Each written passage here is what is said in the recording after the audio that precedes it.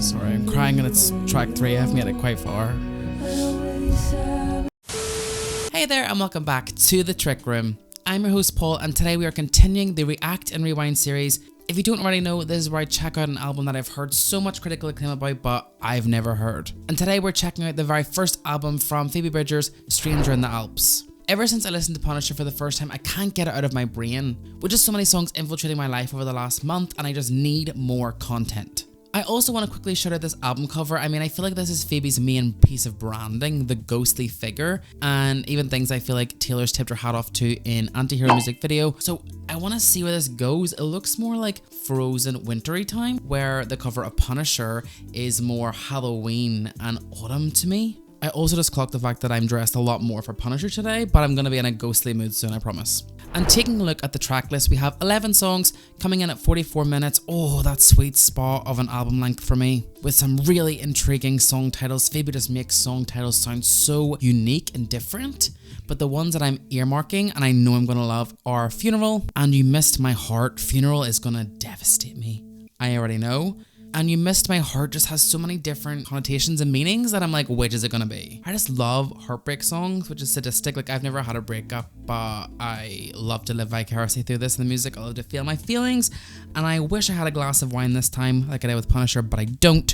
So strap in, get ready, and let's visit Stranger in the Alps. And if you enjoyed this series, please hit subscribe and let me know down in the comments what album you want me to listen to next. We're kicking it all off with track number 1. It is Smoke Signals. Oh, and her guitar work is just so good at putting you in a place. Oh, I'm not ready for this album. I'm not ready. I went with you up to the place you grew up in. We spent a week in the cold. I'm not ready. I'm already there. Just long enough to with you and it's alright. Oh, her voice is so incredible in this one. In my bed again and getting in my head and then walk around the reservoir. She's so relatable when she sings like this. You must have been looking for me, sending smoke. Oh my god. Pelicans circling, burning trash out on the beach. Oh, the production on this track already is orchestral.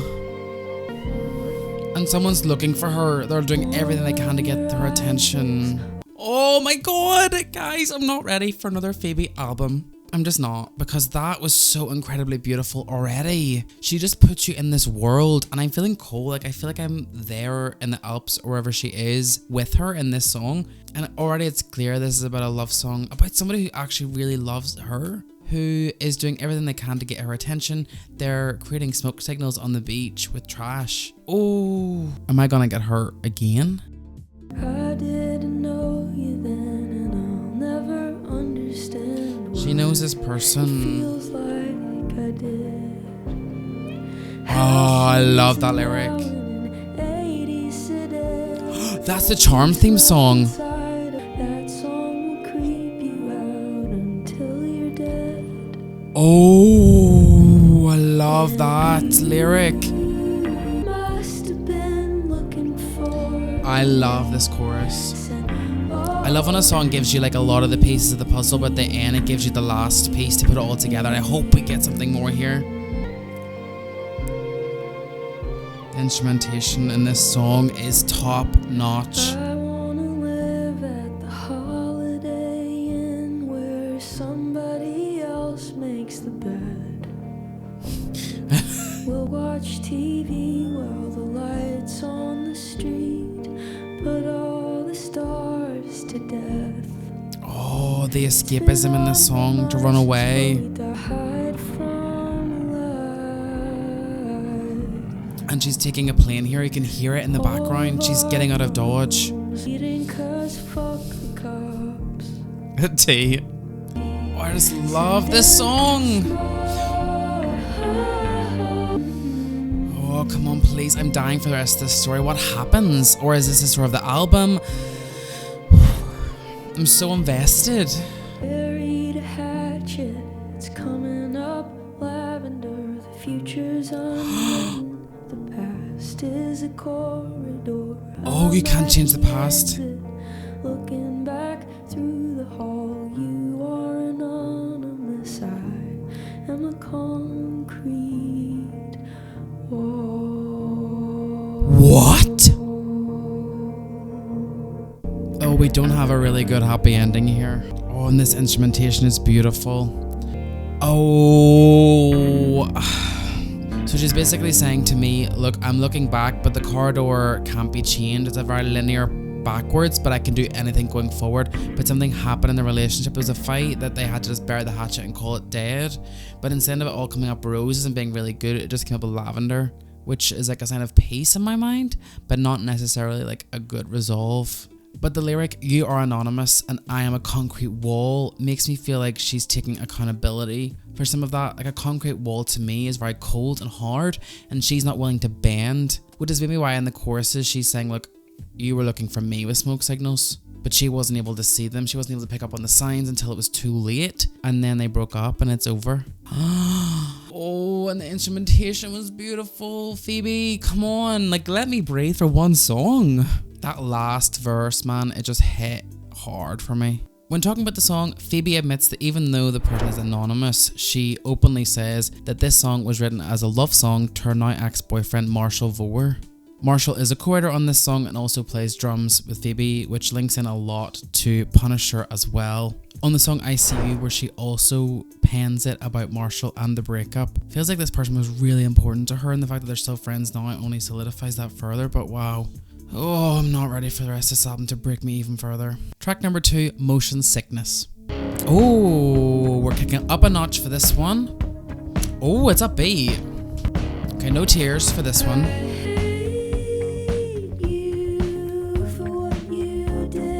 But she's vengeful already. Stockholm Syndrome?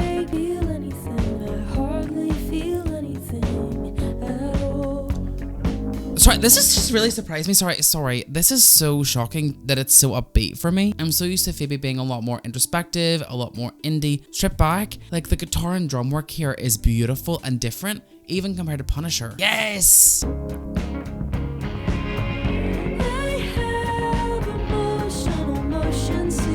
Oh, I love that. Oh. Her voice? She's so pissed. I love this side to her. Whoa.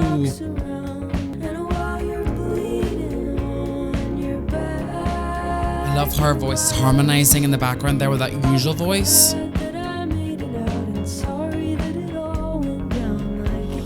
Oh, but accountability here. Oh my god, this song is deep.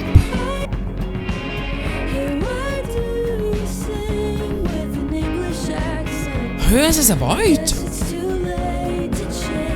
She's kind of like poking fun at him. This is so funny.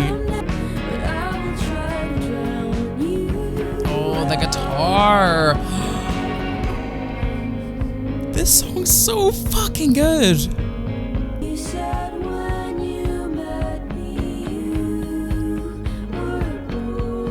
Whoa! This guy's a dick.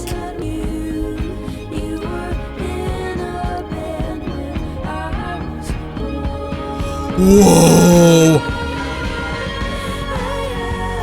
This is an older man. Who is this? I cannot wait to see who this is about. She's not pretending or hiding this person's identity. This person is not anonymous. Well, I love that lyric. I want to know what would happen if I surrender to the sound. Beautiful. Oh, wow. Whoa. That song was amazing. Like, why is that one of my favorite Phoebe songs already? It had a punch and a kick to it that I feel like sometimes is missing from her other albums. I feel like maybe it fits more in this album then than it does in Punisher. And I'm so glad. I love how diverse that she is here. And I feel like this song really is about somebody so specific. Like, this is an autobiographical song. She's really calling somebody out, and like, look, let's go. Let's get to Google and let's see who this is. Okay, so the song was written about Phoebe's ex-boyfriend, Ryan Adams. I'm not sure I know who that is. Who produced her debut EP, Killer, and he released it on his own record label. The song gained renewed attention in 2019 when Phoebe joined a chorus of women accusing Adams of abuse. And this was like 2 years after the song was released as well, so she kind of tried to expose him way back when. Track number 3, Funeral. Oh no, this one's gonna be sad. This one's gonna be sad. I'm really scared. This is like building to something. Oh no, the beautiful guitar. I'm singing at a funeral tomorrow. Shit. For a kid a year older than me. And I've been talking to his dad. It makes me so sad. Oh no. I think too much about it, I can't breathe. This dream where I'm screaming underwater. Oh no. Well, I don't believe in that stuff anymore. Oh, and she doesn't really care about faith anymore? Jesus Christ, I'm so blue all the time. Shit. And that's just always have, and I always will. Oh no. Oh no, this song is beautiful. Okay, trigger warning, I have such a fear of death. I've mentioned it in my previous Phoebe reaction as well, and in my Lana reaction. It seems to be a common theming on these reaction videos, and this song is all about somebody who's been taken too soon and Phoebe's then disillusionment with religion, which evolves, I suppose, in a Chinese satellite on the next album then too. Similar themings for me. I love the start of the chorus when she says, Jesus Christ, I'm so blue all the time, like she's telling Jesus.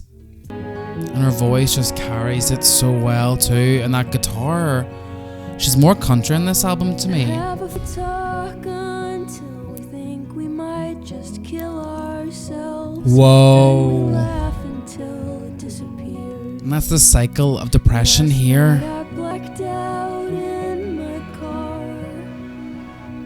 and I woke up in my childhood bed, wishing I was someone else, feeling sorry for myself. The production in the background is beautiful. Someone's kid is dead.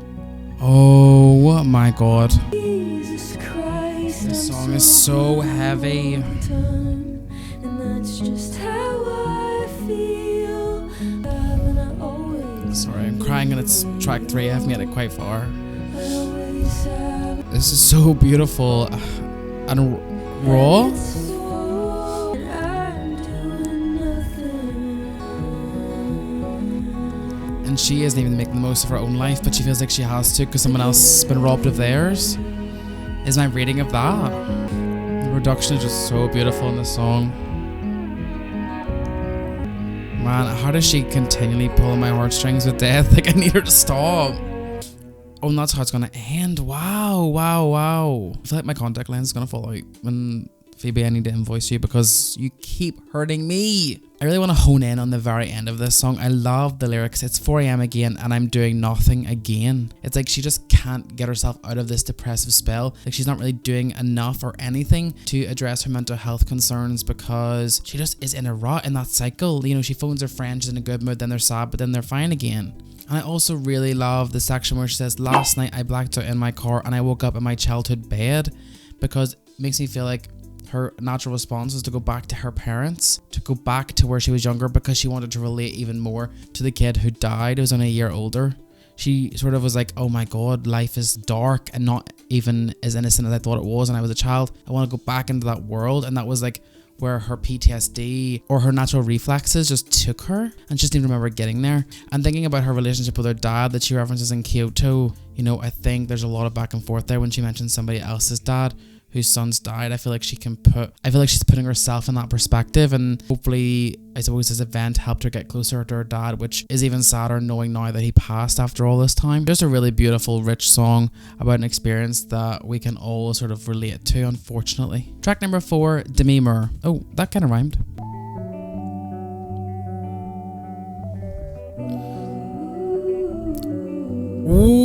Oh, yes. Yes, this is the vocals I like. Haunting, eerie, ghostly. Take a dirty picture, babe. Phoebe. Oh my god, it's like sexting. My hand, tell me what you wanna do to me. Oh, this is sexy. Tell me what you'll do, please. Oh, please. She's kind of begging. Don't wanna be alone anymore. Oh my god, the thoughts I have in my brain about this one already. Oh, it's chilling. It's chilling. She's looking for affection in sex because she just feels lonely. Ah! On the other line. They're ghosting her. Ghost! The sun was come. Now I can't breathe and I can't sleep. All of these songs have her being I don't breathless. stoned. I don't wanna be stoned. Oh, and she switched it up. Wanna be alone Oh, and she's back to being alone. She doesn't want to be stoned and alone anymore. anymore. Oh, but it's building up. It's getting happier in the production. There's a glimmer of hope in there. And the music, how does she do that? Like, the full instrumentation takes you to a world and a story with Phoebe. A good feeling. She's got a good feeling. Yeah, that's the glimmer of hope in the production. Good feeling.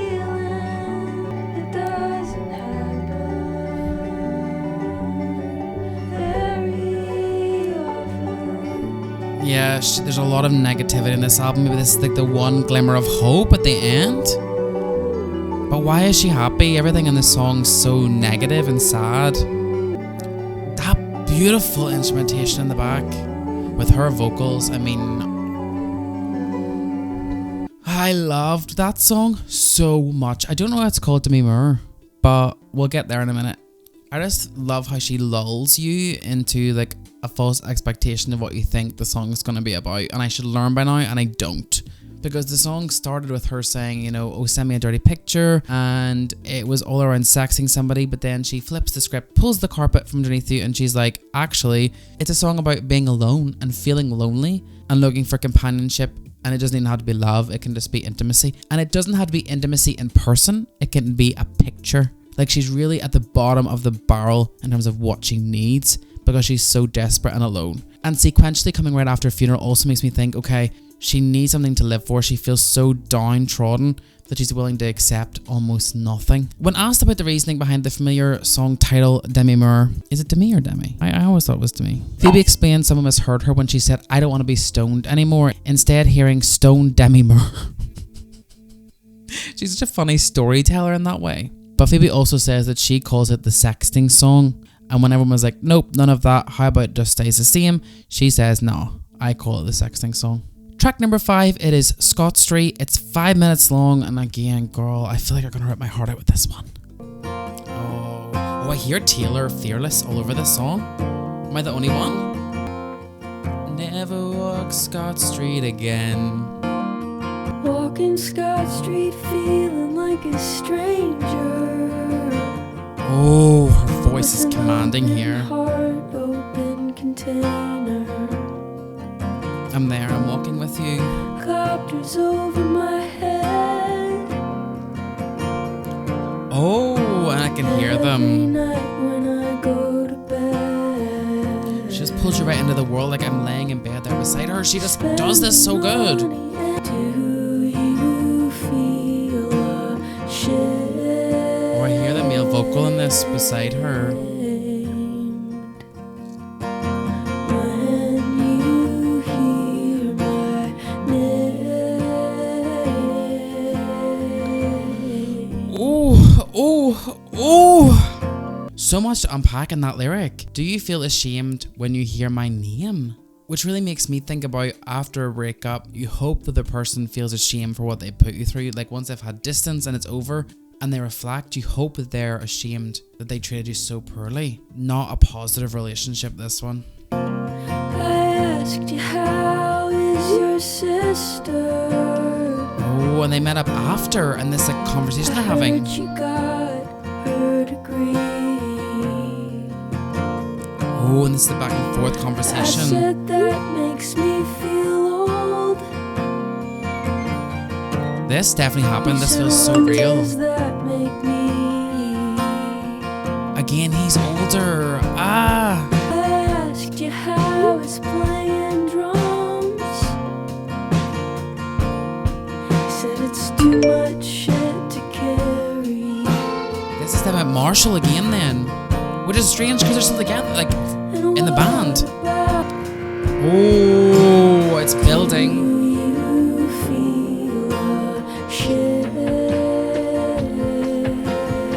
Oh, I love how there's more punch at this time. Like, she is getting more annoyed after being in this conversation with this person. Do you feel ashamed?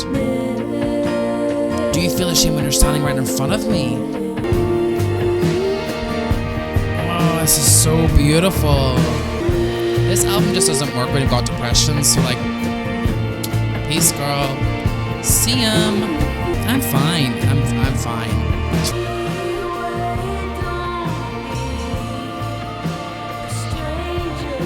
Oh, I love that.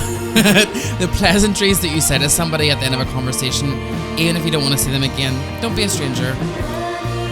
And then it's like they're walking through like the coffee shop doors. It feels like I feel like this is in a coffee shop.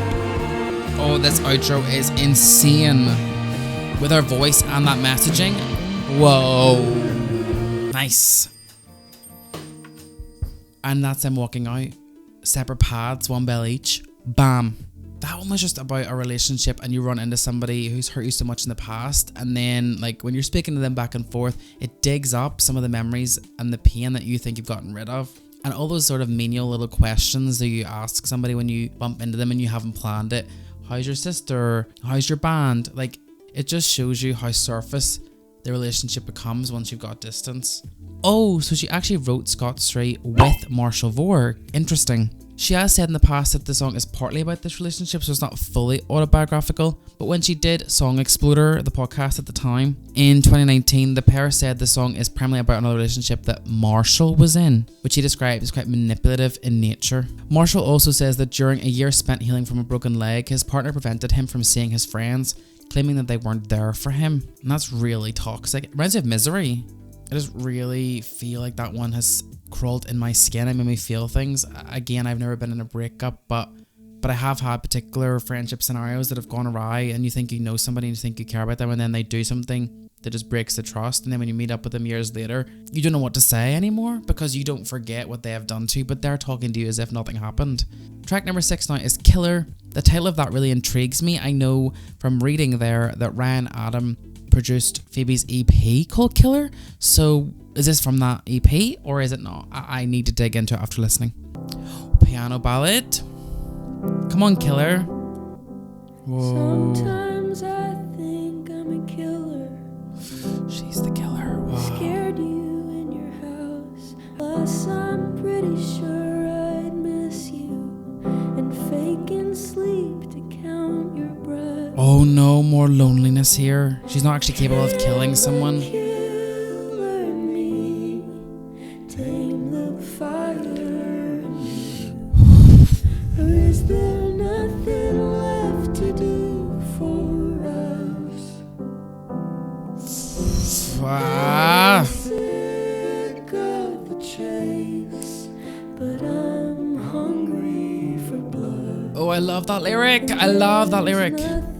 She just wants to be with somebody, like to kill them is to be with her. Is that what she's saying? So far, I'm kind of getting that she's not the best in relationships. She's a killer. So even when they're in the house together, they argue. She scares them in the house. That's kind of the theming I'm getting from the first verse. And then in the chorus, she says she's sick of the chase, but she's hungry for blood. So I'm kind of getting that theming of like, which I'm kind of getting that she wants to be with somebody, even if it means they're going to argue. You know, like she's saying she's hungry for blood. She just wants to fight the passion to being together. When I'm sick and tired, and when my mind is barely there. Oh no. When a machine keeps me alive. Oh no. I No. hope you kiss my rotten head and pull the plug.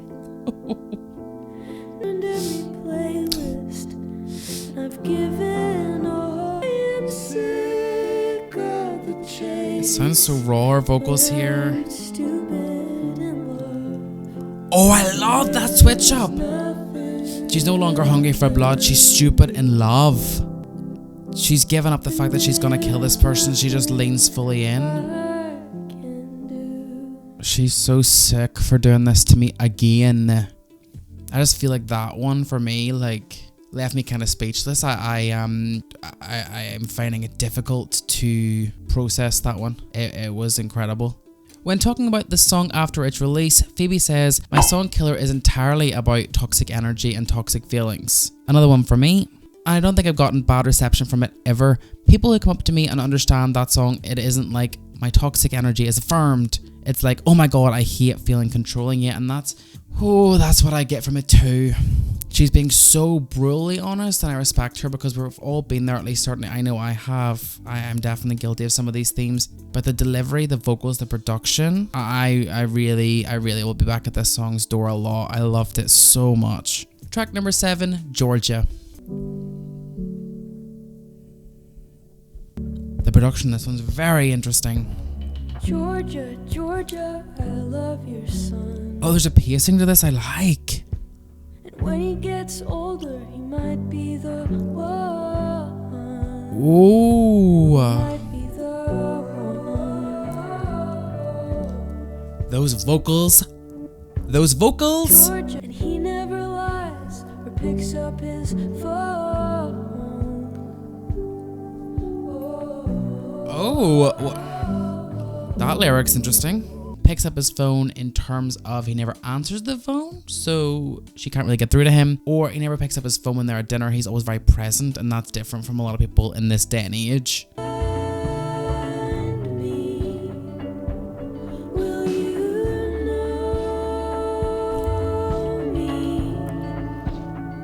Did they break up? Like, is this just after the fact? When I hear like the crunching of leaves, she's walking through the forest thinking about this person retrospectively. Oh, I love that like fall in the background.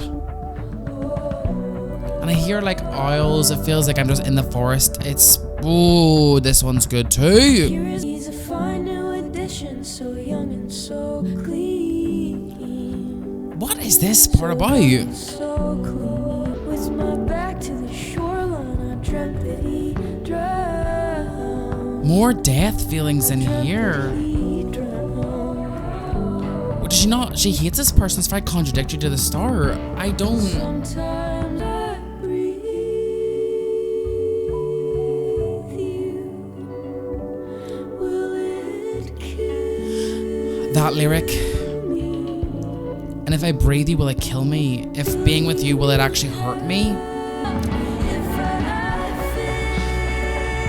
Oh, it's getting very rock and infused here.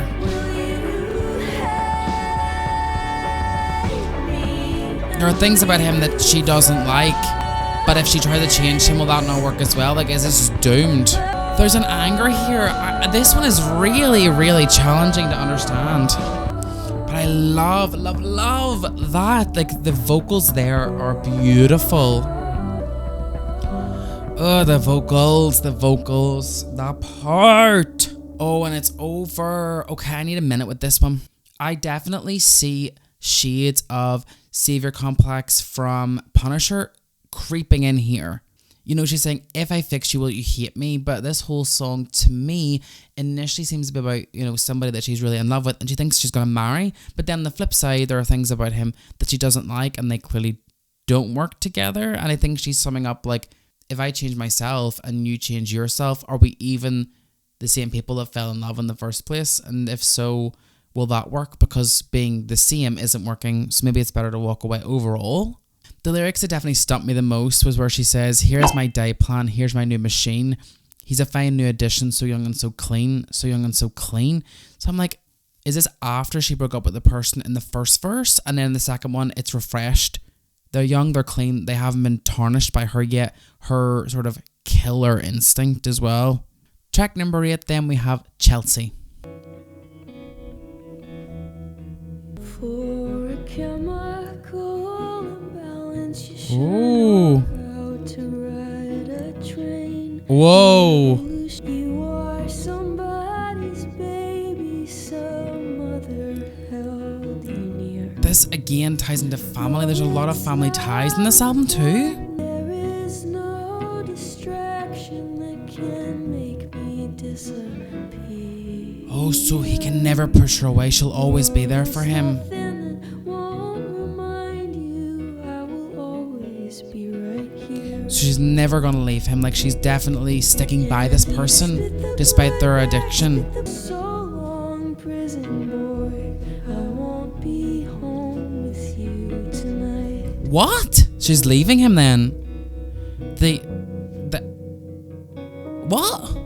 That chorus was super intriguing. We have, and you spit the blood back, baby. It feels like they're like spewing really nasty things in an argument, like you're spitting poison at me. Is that what we're saying here? And then she says, I'm amazed that you're all right after doing that all to me. So long, prison boy. Prison boy, like, did this person do something that landed them in jail? Was it addiction? Like, what is the storyline here? I feel like this is just so specific. But I just love the production on the guitar on this one. Long before I reach 100, I'll have fallen to the ground. Because there's more death themings in here as well. She's not going to live to see 100. For generations, they'll romance us, make us more. Oh. Chelsea and the floor. Okay. This one's so confusing. And you can call a service back.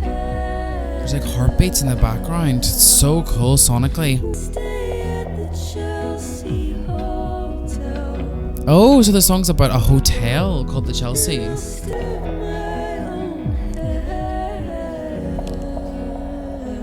hell. Something bad happened there. I can hear by that production.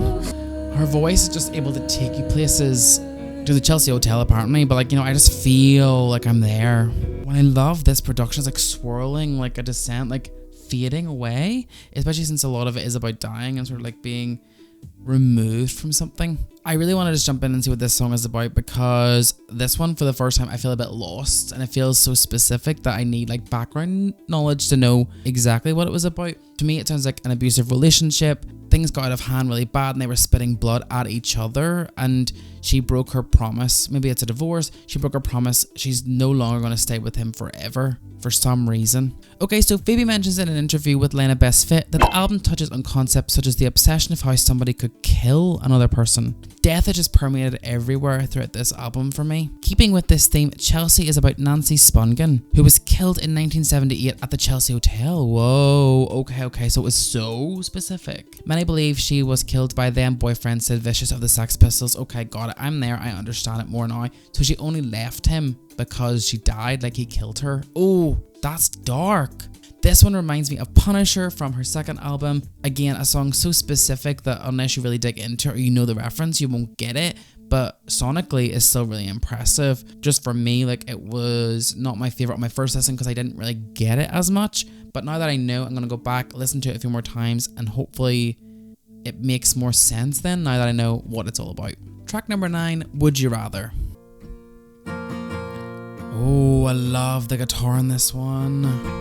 Playing would you rather when it comes to fire. You always say that you prefer to drown. More drowning references. When the cops suggested you're the one who tried to burn it down. What? To find out I'm a can on a string, you're on the end we His voice is so cool. Who is this? of a suicide pact of our family and friends. and I'll be waiting. What is happening? I love this man's vocals. I didn't even like pay attention to the lyrics because I just was overwhelmed. To find out I'm a can on a string, you're on the end. we found our way. I love this. We found our way out of a suicide pact of our family and friends. Okay, so I feel like this is about like two friends who live close to one another and both are struggling in their childhood with their family members. So like they're communicating through cans on strings. They're close. They're next door neighbors to me in my mind. And they don't have phones. They're too young and they're just like trying to keep each other going. They found their way out of a suicide pact because they got out of the house. They like found a new life for themselves, and in the background they were waiting for each other the whole time. And it also feels like to me now at the start that the man in the song burned his house down to either spite, kill his family, because this is the theming of this album, or something like that. Next time I see And their voices are good together. 100 different ways to say the same thing. Okay, that to me is like they're still playing Would You Rather, and it's like, would you rather die this way or that way? But they're just telling the same thing over and over again, different ways to die. When you touch down, Oh, when you touch down. That one is so complex, that lyric. Either they live in different states now because they have gotten out of it, but they'll always stay in touch. Whenever they get to the respective city, they'll wave and stay in touch. Or for me, it's a little bit like, but when they both die, they'll wait for each other at the end. I also get that. Like, when you touch down in heaven or wherever we go, I'll be waiting for you. Like, we've made a lifelong partnership out of this because death permeates, again, this song so much. Okay, so on this one, Phoebe sings a duet with Connor Oberst, the lead vocalist for the indie rock band Bright Eyes. I don't think I know any tracks by them, but his voice makes me want to go and check it out.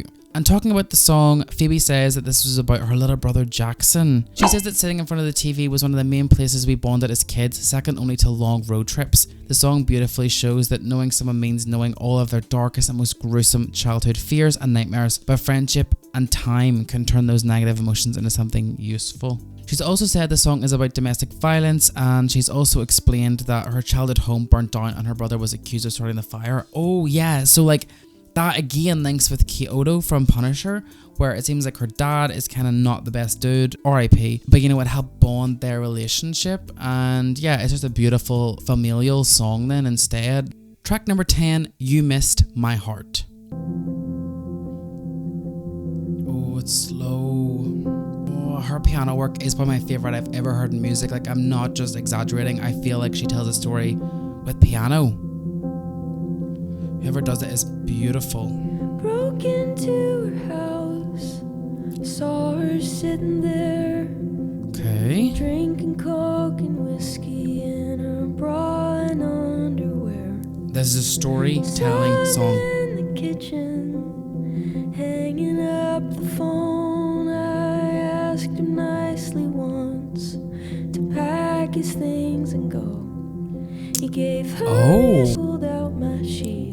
What? More death. In the back, and I Ah. pulled it out slow, and I watched him fall down. And as the morning sun rose, he looked at me. He said, "You missed I'm my speechless. heart. You missed my heart. You I don't- got me good," were his last words before he died. What? Oh my god, this ties in so well to the rest of this album. All around killer, being a killer in a relationship. But like, to me, this is about, and again, RIP, her dad. This is about somebody who walks into their familial home and sees their mother addicted, downtrodden, abused, and then taking vengeance on the man who's perpetrated it. And for me, that links so much to Phoebe's relationship with her father. I'm so just speechless by this song and the songwriting. And I lost control. I chased her up. What is the happening? stairs and I Now she's going after pinned this her to woman. the ground. What? What is happening? Off a list of all the things I miss, the way she kissed me. Driving What? into downtown Wheeling, What? showing her off. What? Back. I said I missed her skin when she started laughing. So this is not about While I Phoebe. clenched down on her wrist. She said that's quite a list. Okay. There's one thing you missed. Oh my god. This is like a lover scorn, like somebody who, oh my god, like somebody who was dumped in the past and now they're coming back for vengeance. They can't live without this other person. Love makes you do crazy things. And this reminds me of Chelsea, like killing for love. It's a similar theme. But I failed and I broke loose. I went racing through the prison yard, shot down by a tower guard. Oh my gosh. Where the priest read my last rites. Why am I getting sad about a song about somebody who murdered someone? Said he missed my heart. He missed my heart. What a beautiful song. I'm so numb right now. Childhood scene, night sky moonbeam. So much potential when you're young. Fishing with my friends, sitting in.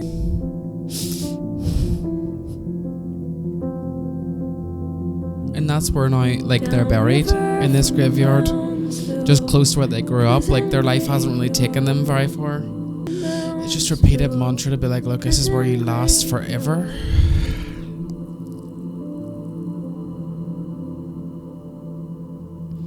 Ow, ow, ow, that one hurt. That one really hurt me. Why? The theming of death in this album is just like, not for me. Like, not derogatory, but just like it really impacts me in a lot of ways, I feel, and I don't always know what way to deal with that. Wait, this is a cover. This, y'all knew this was a cover and you just let me act the fool. Oh, I'm annoyed at myself for not clocking that, because while it does have all the themes of death, family, and love, and it's so Chelsea-esque in the way that I knew it wasn't really about Phoebe by a certain point, but I didn't realize it was a full-scale cover. It's a cover of a track on the 2013 album Perils from the Sea. And talking with Lena Bestfit about this song, Phoebe says, I have this thing where I have to listen to songs over and over again if I like them a lot. But then I was like, I have to play this. It's an extra level. I have to get inside it. That song totally resonated with me and I couldn't stop listening to it. But that song just had so many distinct little chunks to it. Like each verse had a different piece of the puzzle, but at the end of it, I just love, and Taylor does this a lot, and I love that, where you switch out the meaning of the chorus. You know, you missed my heart, he missed my heart.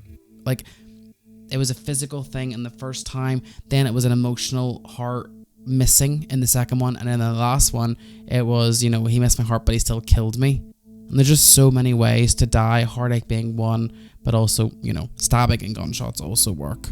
What a beautiful, beautiful cover of a really amazing song. Last but not least, we have a really short reprise of Smoke Signals. Oh, I can't wait to listen to the proper version of this again because it's so good. Production. This is just so haunting. Are we even going to get any lyrics in this at all? No, she teases the breath, but she doesn't give it. So interesting to put that at the end.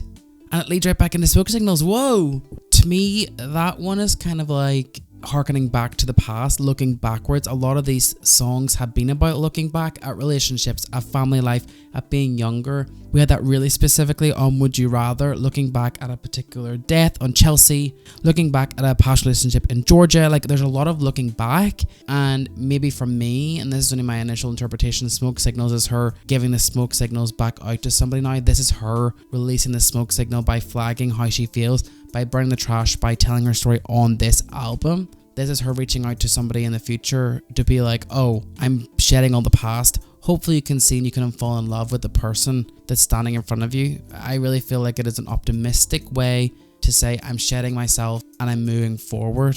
Which, you know, given everything that happened with Paul Mescal, in terms of he really loved her music, tweeted about her, and then they got engaged, and that's no longer a relationship. The smoke signals that she gave out definitely attracted him. And I think that's really interesting then that is sort of how this album ends, on an open, non-verbal exchange. And that has been my very first reaction to Phoebe's debut album, Stranger in the Alps, and I need the red wine from the last time. That was very emotionally harrowing, and I feel like it spoke a lot to one consistent theme, and I don't always feel like that about Punisher. I think Punisher has more peaks and troughs throughout and different themings. This one was like death and family like stitched together throughout, like different people dying and the way that impacted her and her mental health, which is probably like the third prong of the triangle for me in that way, in terms of the themings of this album at least. Sonically, I think it was more diverse than Punisher. And I loved the upbeat segments in some of these songs. Motion Sickness specifically, I was like, whoa, the way that song flew, I loved. And I feel like that speaks to just how diverse Phoebe is as an artist. She can do so many things. She can do more upbeat, normal pop songs. I mean, she's worked for SZA as well. She just has the capacity to do anything she wants. And I just think as an artist, to have 2 albums that are this different but cohesively the same. How does she do it? I don't know. Like, she's so impressive to me. On the screen now, you can see my final ranking to the album. After a few days of listening, I've really taken it away and listened to this, I promise, because right now, I don't even know where I would put anything. I suppose at the top for me, we would have Smoke Signals, Motion Sickness, Funeral, DEMI, whoa, still mispronouncing that probably, but Bop, Scott Street, and Killer. Just loved all those songs. And then down at the bottom, I think I'm gonna have like Chelsea and You Miss My Heart, but not really for any reason other than they felt a bit more impersonal and not really as much of a story in Phoebe's life, and therefore I felt like I didn't resonate through them as much, but they were all amazing songs. I'm not going to rank the reprise of Smoke Signals. It can just sit with Smoke Signals as a full piece because I think it deserves that. And I just really love this journey of discovering Phoebe's music so far. Like, I feel like she is an artist that now has just elevated herself into my top artists. Like, I'm so excited to see what happens with her next musically, especially everything that's happened in her personal life since Punisher. I know it's going to be raw. Also, I need to check out Boy Genius, her supergroup that she's established. Their album came out not too long ago. And please let me know in the comments if you want me to react to that over here on the channel as well. And thank you so much for watching. As usual, please like and subscribe if you haven't done so already. It means so much to me. And drop a comment of what your favorite song is from the album and just what you think about Stranger in the Alps as a whole as well. Lastly, if you love pop music and you're looking for a new podcast, well, me and my beautiful boyfriend have you covered. We've got a podcast called Snapped. Each week we dive deep into a different album to convince you that they truly snapped. And we cover everything from the singles, the music videos, the best looks, the most iconic live performances, and just, yeah, have a laugh along the way. If that sounds interesting to you, you can check us out at all your local podcast providers. And until next time, I have been your host, Paul. You're trapped in the trick room until I return. So I will see you very soon. Thank you.